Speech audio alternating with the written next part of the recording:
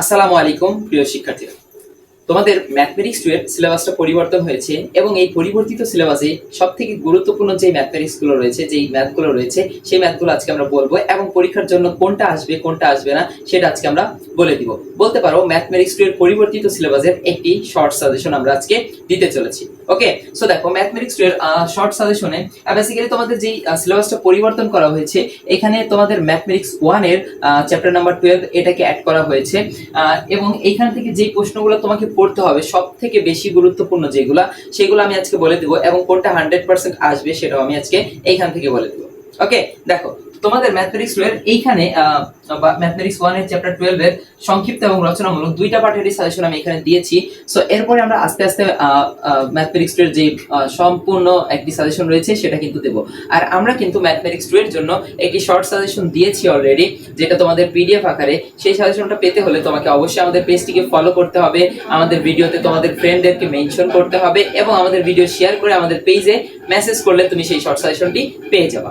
ওকে, so দেখো তোমাদেরকে এখান থেকে আমি যে ম্যাথগুলো করতে বলবো, বেসিক্যালি প্রথম এই সংক্ষিপ্ত প্রশ্ন যে 1 নাম্বারটা দেওয়া আছে, তুমি ধরে রাখো তোমার পরীক্ষাতে এটা চলে আসছে, অলরেডি চলে আসছে। ওকে, এটাকে আমি 100% প্রশ্ন তোমাকে বলে দিতেই পারি, এটা তোমার পরীক্ষাতে আসবে। ঠিক আছে, দেখো প্রশ্নটা কি বলা হয়েছে যে যদি ABC ত্রিভুজে cos A সমান sin B - cos C হয়, তবে দেখাও যে ত্রিভুজটি সমকোণী। এই প্রশ্নটা তোমার পরীক্ষার জন্য এবছরে অনেক বেশি ইম্পর্টেন্ট।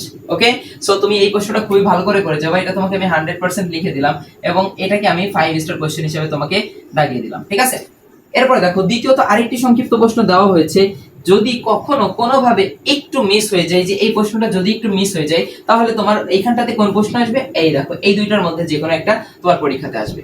ওকে, দেখো এটাকে আমি 3 স্টার কোশ্চেন হিসেবে দাগাবো এই অধ্যায়ের জন্য জাস্ট অনলি, বাট এটা কিন্তু অনেক বেশি ইম্পর্টেন্ট। ওকে, আচ্ছা এবার দেখো রচনামূলক পার্টে তুমি শিওর থাকো তুমি এই অধ্যায় থেকে একটা রচনামূলক 100% কমন পাবা তোমার পরীক্ষাতে।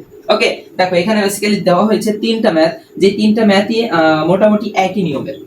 তুমি যদি সূত্রগুলো পারো তাহলে অবশ্যই পারবে। অবশ্যই আমরা এই ম্যাথগুলো সলভিং ক্লাস অবশ্যই তোমাদেরকে দিব।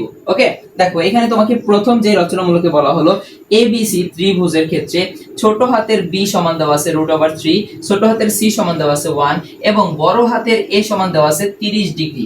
এটা হলে ত্রিভুজটি সমাধান করো। অর্থাৎ এখানে তোমার যে মানগুলো মিসিং আছে সেই মানগুলো বের করতে হবে। তো আমরা এটা দেখবো আমরা যখন সলভিং ক্লাসগুলো করব। ওকে, দেখো এই ম্যাথটা তোমার পরীক্ষার জন্য অনেক বেশি ইম্পর্টেন্ট, তুমি এই তিনটা থেকে একটা 100% কমন পাবা। ঠিক আছে, তুমি এটা লিখে রাখো যে এই তিনটা থেকে তোমার পরীক্ষাতে একটা রচনামূলক পার্টে 100% আসবে, তুমি এখান থেকে 8 এর মধ্যে 8 একটা ম্যাথ কমন পেয়ে যাও। ওকে, দেখো দ্বিতীয় যে ম্যাথটা বলা হয়েছে, এবিসি ত্রিভুজের ক্ষেত্রে ছোট হাতের বি সমান √3, বড় হাতের এ সমান 30 ডিগ্রি, বড় হাতের বি সমান 120 ডিগ্রি হলে ত্রিভুজটি সমাধান করো। সবগুলো একই নিয়মের ম্যাথ, একদম সিম্পল। ওকে, দেখো তৃতীয় যে ম্যাথটা দেওয়া আছে, এবিসি ত্রিভুজে a সমান √6, b সমান 2 এবং ছোট হাতের c সমান √3 - 1 হলে ত্রিভুজটি সমাধান করো। একটা জিনিস এখানে কিন্তু দেখতে হবে, তোমার a b c তিনটাই কিন্তু ছোট হাতের, তাহলে আমাকে তিনটাই বড় হাতের abc বের করতে হবে। ঠিক আছে, সো এই টাইপসের যে ম্যাথগুলো আছে, অর্থাৎ এই যে মানগুলো, এই মানগুলো দেখে তোমাকে কোন সূত্র কোথায় প্রয়োগ করতে হবে এটা খুব ভালো মতো শিখতে হবে এবং তুমি শিওর থাকো এই তিনটা ম্যাথ থেকে তুমি আশা করা যায় একটা হুবহু 100% কমন পেয়ে যাবে ইনশাআল্লাহ। ওকে, এবং সংক্ষিপ্ত এই 1 নম্বরটা এবং এখান থেকে রচনামূলক এই তিনটার মধ্যে যে কোনো একটা তুমি কমন পাচ্ছ। অর্থাৎ তুমি এই অধ্যায় থেকে 8 এবং 3 11 মার্ক 100% কমন পেয়ে যাবে আশা করা যায় ইনশাআল্লাহ। এছাড়াও তো রয়েছে সংক্ষিপ্ত প্রশ্ন, ঠিক আছে, সরি অতি সংক্ষিপ্ত প্রশ্ন, যেখানে যদি তুমি এই সূত্রগুলো করো তাহলে আরো একটি অতি সংক্ষিপ্ত কমন পেয়ে যাবে। অর্থাৎ তুমি এই অধ্যায়টা যদি ভালো করে পড়ো তাহলে তুমি এখান থেকে টোটাল 15 মার্কস খুব সহজেই পেয়ে যেতে পারো। ওকে, সুতরাং ম্যাথমেটিক্স 2 এর এই পরিবর্তিত সিলেবাসটা খুব ভালো করে তোমরা শিখে নিও, তাহলে তোমরা এখান থেকে অ্যাট লিস্ট 15 মার্ক কমন পেয়ে যাবে, না হলেও 13 মার্ক তুমি এখান থেকে 100% কমন পাচ্ছ। ওকে, সো আশা করি বুঝতে পেরেছো।